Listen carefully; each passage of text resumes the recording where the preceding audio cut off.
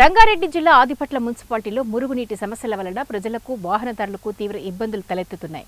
బొంగులూరు మంగళపల్లి పటేల్గూడ ఈ రెండు గ్రామాలను కలిపే దారి మార్గంలో గత కొన్ని రోజులుగా బొంగులూరు నుండి మురుగునీరు రావడంతో రోడ్డుపై ఒక పక్క మొత్తం మురికినీరు చేరి కుంటలాగా మారి వాహనదారులకు ఇబ్బందికరంగా మారింది.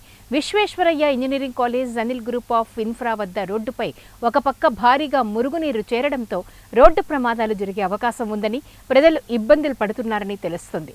వర్షాకాలంలో మురికి నీరు ఎటు వెళ్లకపోవడంతో మోకాళ్లలోతు నీళ్లు నిలవడంతో రాకపోకలు నిలిచిపోవడం జరుగుతుంది. ఈ మురికి నీటితో దుర్వాసన వల్ల చుట్టుపక్కల కాలనీ వాసులు ఇబ్బంది పడుతున్నారని, దోమల సమస్య మరీ ఎక్కువైందని, ఈ సమస్య వల్ల ప్రజలు అనారోగ్య పాలవుతున్నారని తెలుపుతున్నారు. మున్సిపాలిటీ అధికారులు, పాలకులు వెంటనే స్పందించి ఈ సమస్యకు పరిష్కారం చూపాలని, ప్రజలు ఎదుర్కొంటున్న ఇబ్బందులను తొలగించాలని తెలిపారు.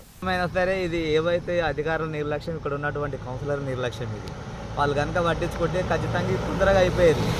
ఎందుకంటే ఏమైపోయిందంటే 2 ఊర్ల రాజకీయాల మధ్యన అయిపోయింది. ఇది ఏదేమైనా ఇటు ఈ రోడ్ అంట 10 ఊర్ల గ్రామాలు వెళ్ళిపోతారు. ఇటు మంగళపల్లి, పోచారం, గుండెల్లి, అక్కడ చింతలు, అక్కడ దాకా యాచారం దాకా ఈ రోడ్ అంటే వెళ్తూ ఉంటారు.